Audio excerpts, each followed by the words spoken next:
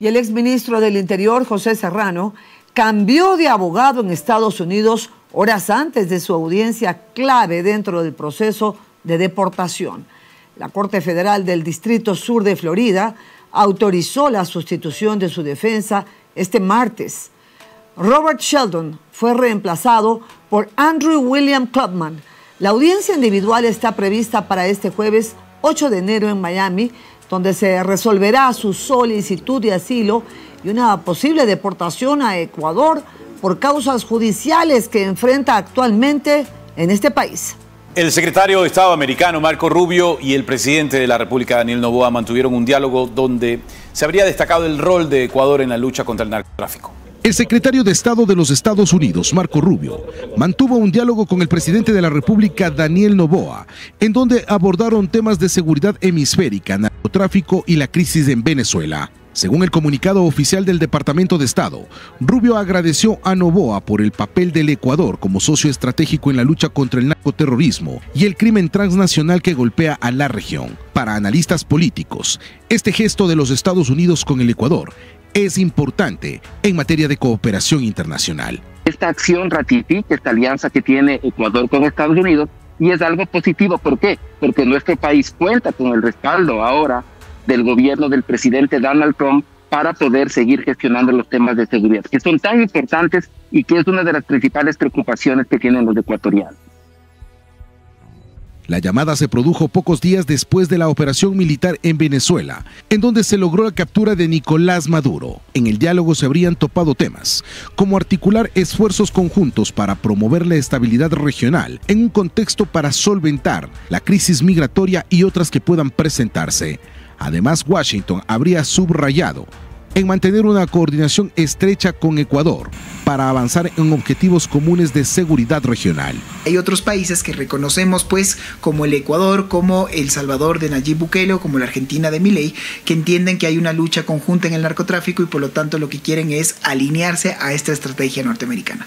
En la conversación, el presidente de la República, Daniel Noboa, ha colocado a la seguridad como un eje principal de su política interna y exterior, que va de la mano con la cooperación internacional con los Estados Unidos, incluyendo el intercambio de información, asistencia técnica y programas conjuntos para fortalecer instituciones de inteligencia y la lucha antidrogas. Ecuador presenta un riesgo medio de lavado de activos con una puntuación de 5 sobre 10 según el índice Basel AML, que evalúa la exposición de los países a este delito.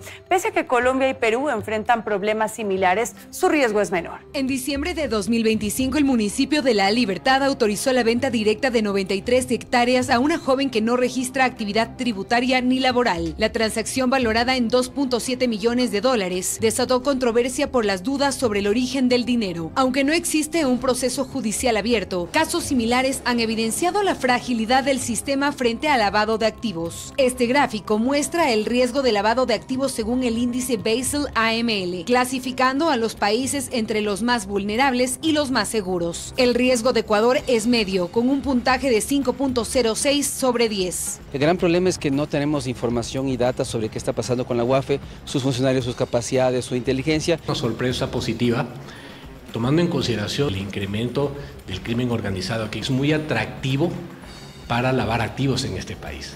Por el débil control institucional, dice que se lava aproximadamente entre 3.500 a 5.000 millones de dólares de dineros ilícitos, ¿no?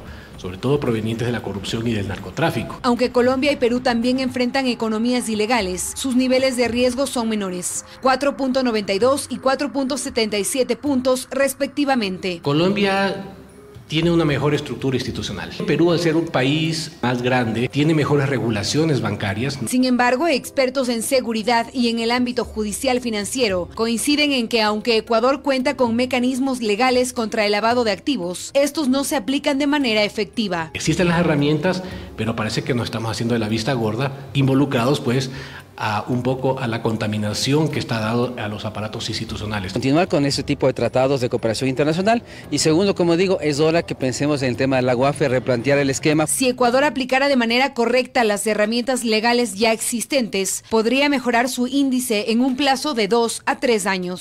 El gobierno entregó una nueva aeronave a las Fuerzas Armadas para reforzar sus operaciones en Guayaquil. La presidenta encargada, María José Pinto, lideró este evento y Paula Kuhn nos tiene los detalles. Hola, Paula.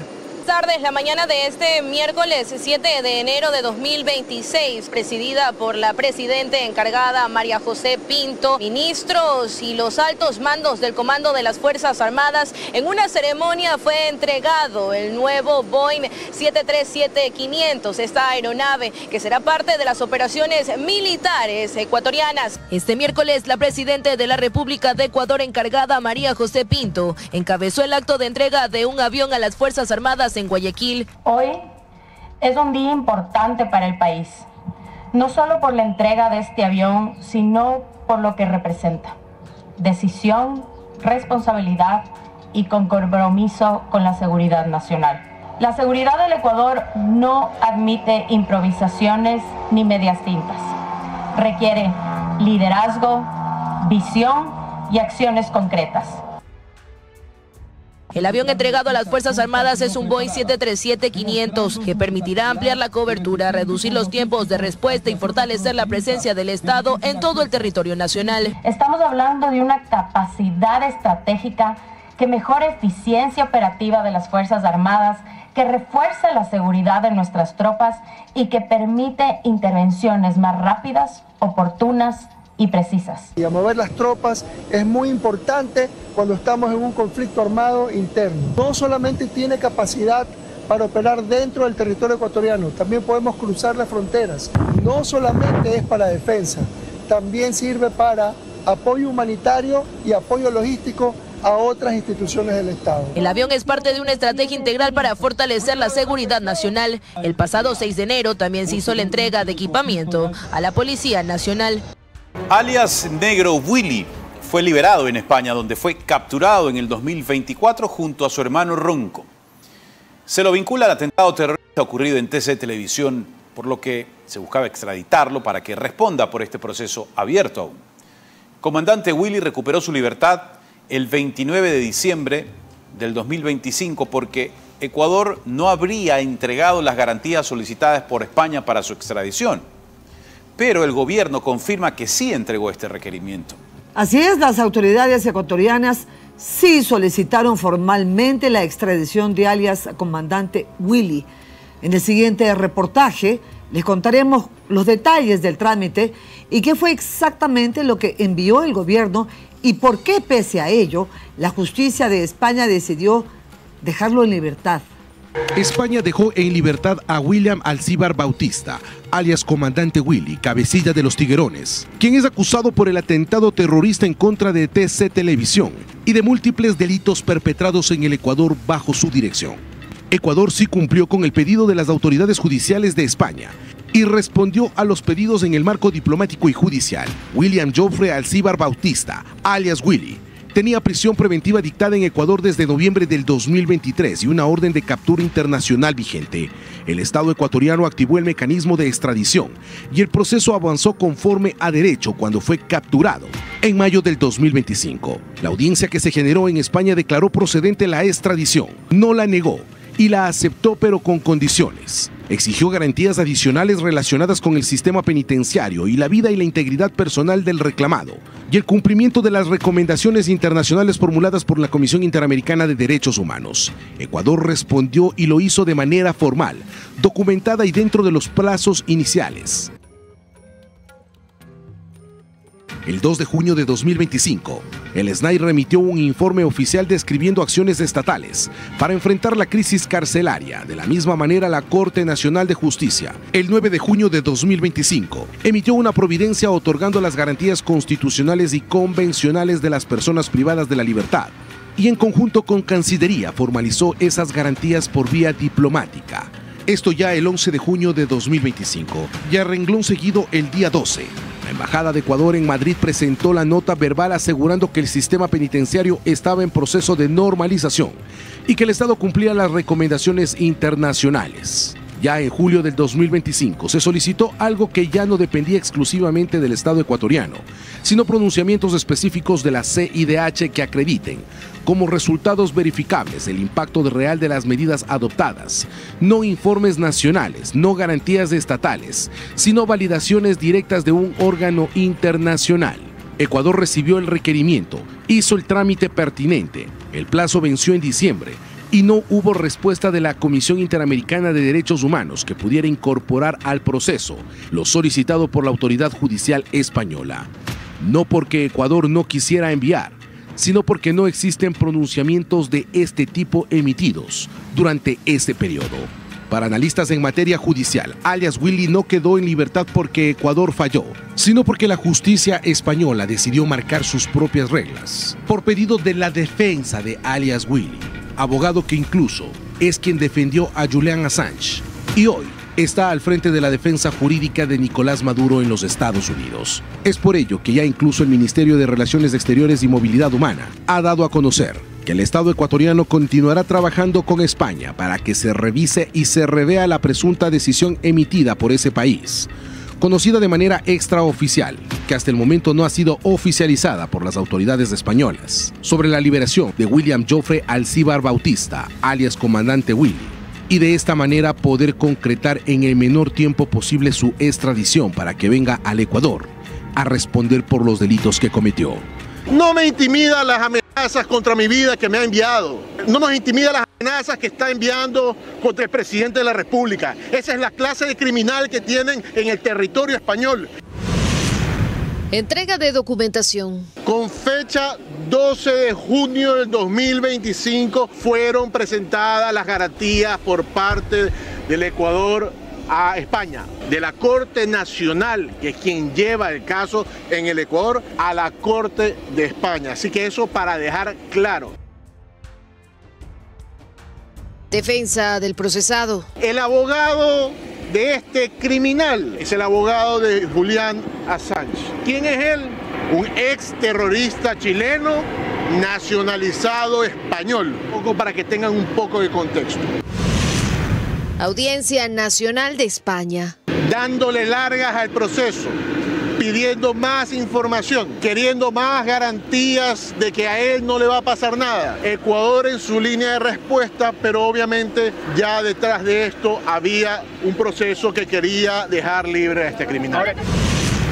Objetivo de alto valor. Culpable de terrorismo, de sicariato, de narcotráfico, quien está liderando operaciones para llevar a cabo muertes violentas y quien nosotros a través de todo el gobierno, a través de la Cancillería, vamos a hacer todo lo necesario porque recapturen a este criminal y sea enviado al Ecuador a pagar por el daño que ha hecho, así como lo hizo los Estados Unidos en la operación que ustedes vieron el día de ayer, quien inmediatamente nos notificó que lo van a enviar en las próximas horas o días a dejar a ese criminal que no lo quieren en territorio norteamericano a que venga a pagar acá por lo que hizo Ecuador. Lo que pasó en Dubái con alias Gerente, quien luego de tener la información también lo enviaron de forma inmediata a Ecuador porque no lo quieren en sus territorios para que venga a pagar acá. Es lo mismo que le pedimos a las autoridades judiciales de España.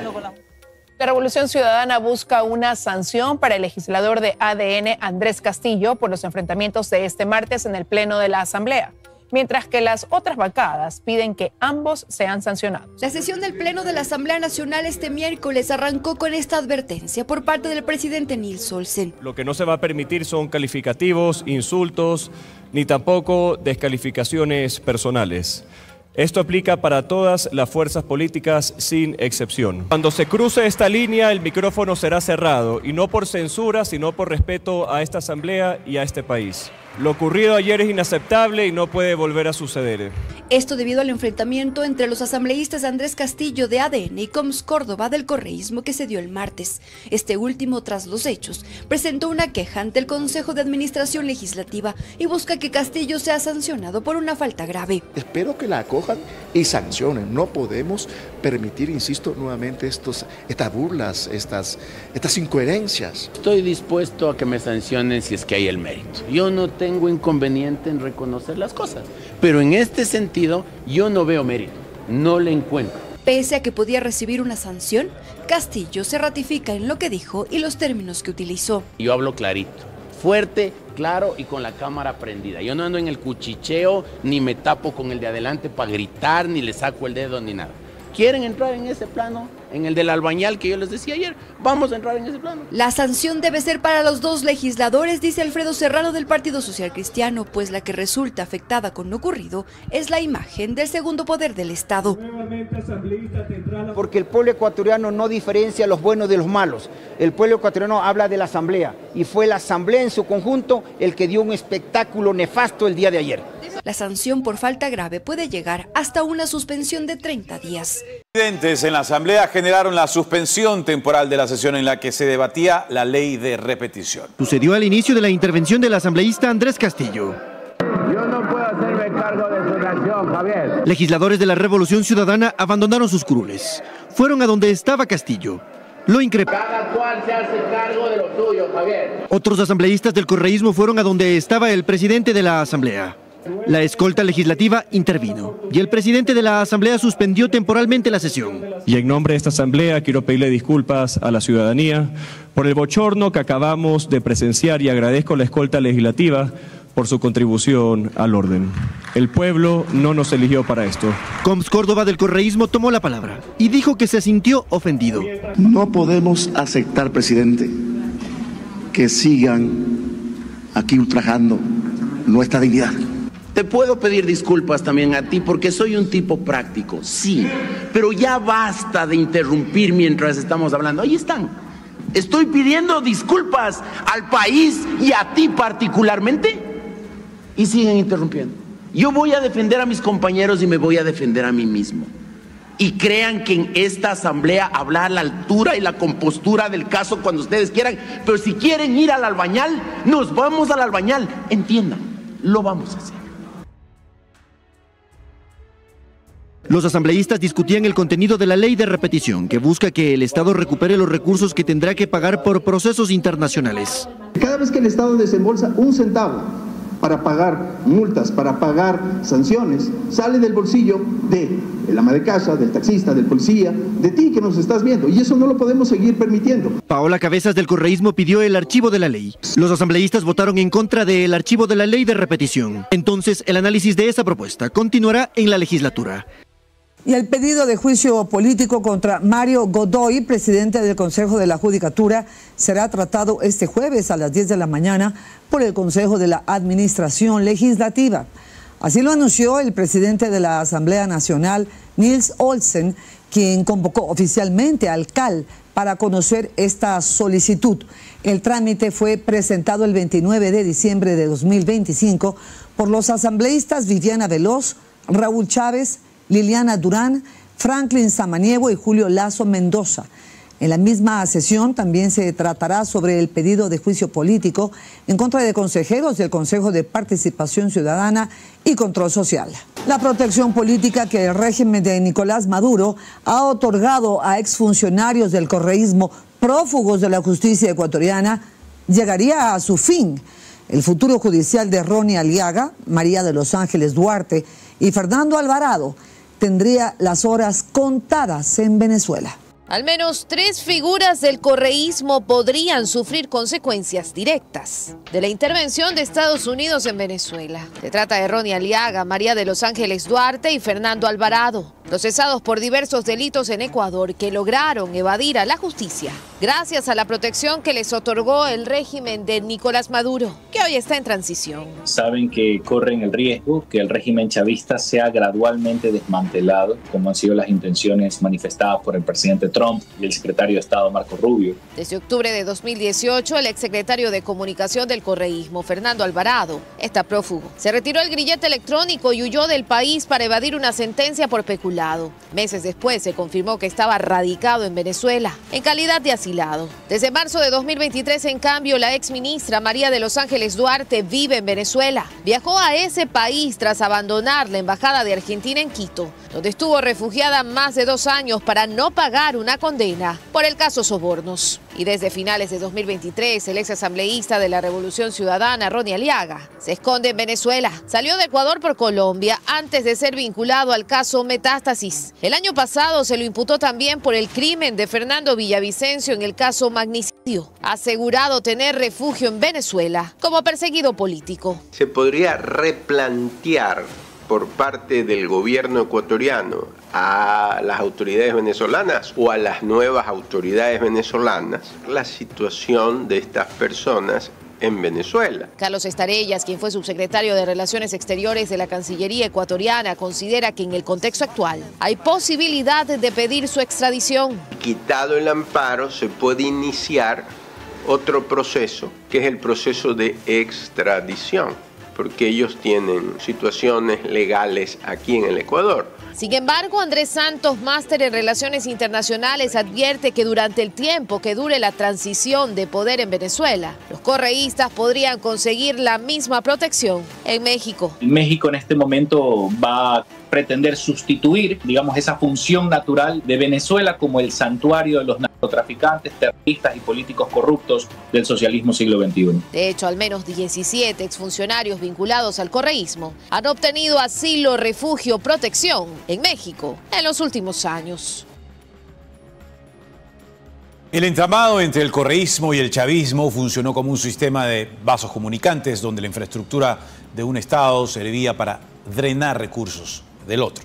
Entre Quito y Caracas, durante casi 2 décadas se tejió algo más que afinidad ideológica. Todo empezó en 2007. De esa unión de diplomacia surgió la Refinería del Pacífico, un megaproyecto entre Petroecuador y PDVSA que prometía soberanía energética y terminó como una explanada vacía tras absorber más de $1.500 millones sin producir una sola gota de combustible. En paralelo, el sistema Sucre, creado dentro del ALBA para reemplazar al dólar, se convirtió en un canal opaco. El caso Foglocons destapó el mecanismo. 296 millones reportados, apenas 3 millones justificados. La empresa fue vinculada directamente a Alex Saad, señalado como el hombre de las finanzas personales de Maduro y a quien se le menciona de haber entregado dinero para la campaña de 2013 de Correa y Glass. Fue Fernando Villavicencio el que hace 4 años denunció el caso en fiscalía. Presunto delito de peculado, es decir, haber tomado dinero de la reserva del Banco Central del Ecuador para financiar las operaciones con Venezuela. La diplomacia chavista, madurista y correísta nunca se detuvo. Funcionaba como el lubricante de una maquinaria transnacional. Nicolás Maduro visitó Ecuador en 3 momentos. Asistió a la toma de posesión de Rafael Correa en mayo de 2013. Regresó a la cumbre de UNASUR en diciembre de 2014. Ahora estamos aquí en Quito, en el centro. Y participó de la CELAC en enero de 2016. Funcionarios correístas con frecuencia van y vienen de Venezuela. Incluso Rafael Correa ha reconocido tener negocios con Caracas. Somos asesores económicos de Venezuela. Sí, no, quería preguntarle por ese trabajo, ¿qué consiste su trabajo? Consultoría económica. Yo tengo un equipo allá de 2 personas permanentemente, ex ministro de Economía mío, que hacen además un extraordinario trabajo. La ex ministra María de Los Ángeles Duarte, que se refugió en Quito, en la Embajada de Argentina, huyó en marzo de 2023 a Venezuela para eludir la condena a 8 años de prisión en el caso Sobornos. El ex asambleísta correísta Ronnie Aliaga, procesado en el caso Metástasis y acusado como parte del grupo que planificó el asesinato de Fernando Villavicencio, se refugió en Venezuela tras solicitar refugio al régimen de Nicolás Maduro. En enero de 2025, el entonces consejero del CPCCS, Eduardo Franco Lor, viajó a Venezuela. Augusto Verduga, otro exfuncionario correísta del CPCCS, también huyó a Venezuela.